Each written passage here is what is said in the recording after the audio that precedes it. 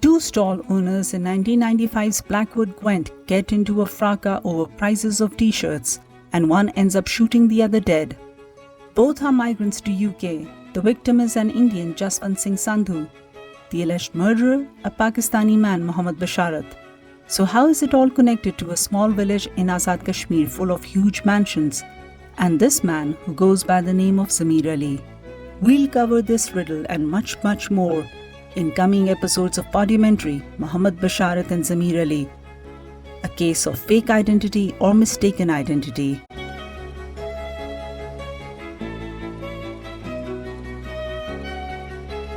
You see, FIA's anti-human trafficking cell believes that for the last 29 years, Mohammad Basharat has been living under the assumed identity as Zamir Ali, even getting himself registered as his own elder brother's son. At the center of their belief is the investigation of the officer who found one person in an otherwise uncommunicative village to identify Zamir Ali as Mohammad Basharat. It is hard for big city folk to understand the tight-knit and interrelated connections that bind long-time residents of small towns and villages. Think Middle America Belt or those alleyways in Bradford, Manchester and Birmingham or any area in Pakistan once you venture outside all the major cities. The locals will be each other's eyes and ears, and the presence of an outsider, and yes, that would be you, will be a threat to them and met with suspicion. Even if you want to invest in the area, build a house and live there, you will be considered an outsider and not one of them. So I don't envy the task handed over to the FIA investigation officer to go to this village in Azad Kashmir or even lurk about Zamir Ali's office in Rawalpindi and try to find out where Basharat is these days and under what name. Apparently, none of the locals wanted to talk to the IO.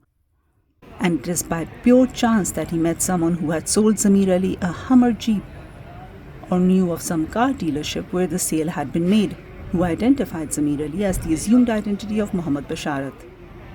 At least that's what the IO wrote in his report.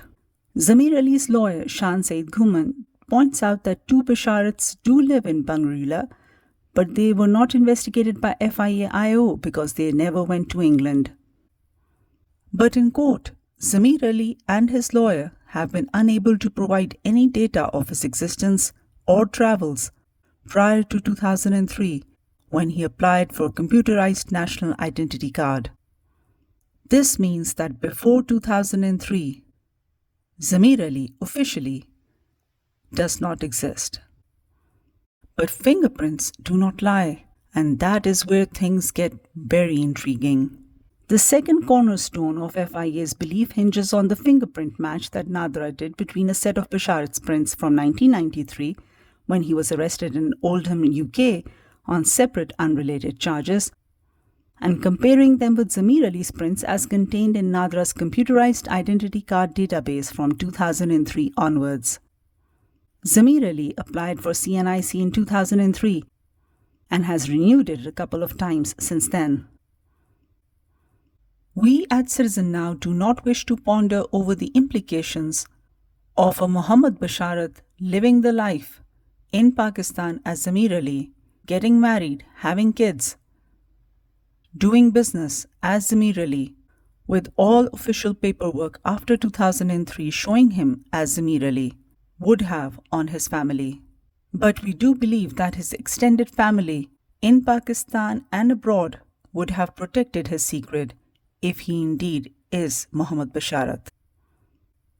The forensic method by which NADRA matched the fingerprints remains unknown, but what is clear is that it took quite a number of tries to compare and match and arrive at a decision. Twice it cited inability to do a comparison due to, quote, poor quality of prints, unquote, before giving a thumbs up on third try. It had to confirm it yet again by doing the same exercise a fourth time.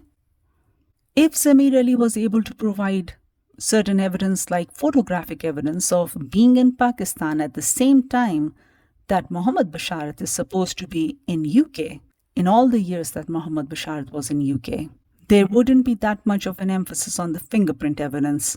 We believe that the emphasis on fingerprint evidence and comparison is there because Zamir Ali has lived the life officially and unofficially as Zamir Ali since 2003. there has also not been any discussion or information on what kind of data is available as per identification of Zamir Ali in the records of pre-NADRA days. I mean, a sun does not sprout up just like that in 2003, or did he? NADRA also claimed to have matched this young teenage face of 1989's Basharat to this old and portly Zamir Ali. Methodology used remains undeclared, and even Zamir Ali's otherwise talkative counsel Guman goes tongue-tied on the question of what technology NADRA used to arrive at both conclusions. After all, it's not really known as a forensic science lab, is it?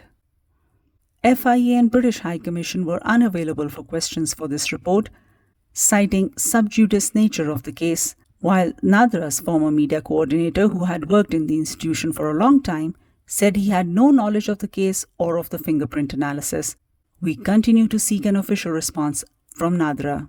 In the meanwhile, bottom line is, FIA failed to find a single person in Bangarila, a relative or friend or neighbor, to testify as to the real identity of Zamir Ali.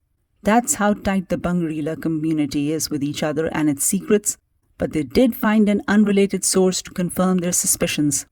And so, under FIA inquiry, essentially Government of Pakistan's representatives, whether from FIA or NADRA, became witnesses against Zamir Ali, who they believe is actually Mohammed Basharat, living for 20 plus years under a fake identity. Personally, I have a hard time believing Zamir Ali is 50 or 51-year-old. He looks older, much older.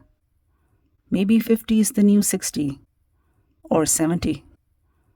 We'll explore the age-related conundrum in greater detail in part 2 of this series.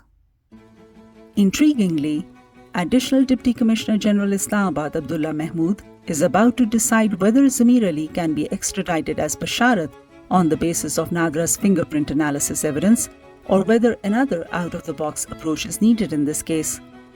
Something like, for example, getting Zamir and Basharat's fingerprints forensically examined in some other country's forensic unit to settle the issue once and for all.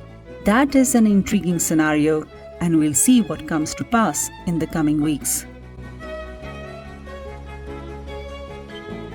Credits. This podumentary is produced by Citizen Now. All research, interviews and visuals have been done and recorded by me, your host Nur al-Huda, unless otherwise indicated. All music and news clips are open source or come under YouTube's fair use guidelines. Credits are given for all image sources.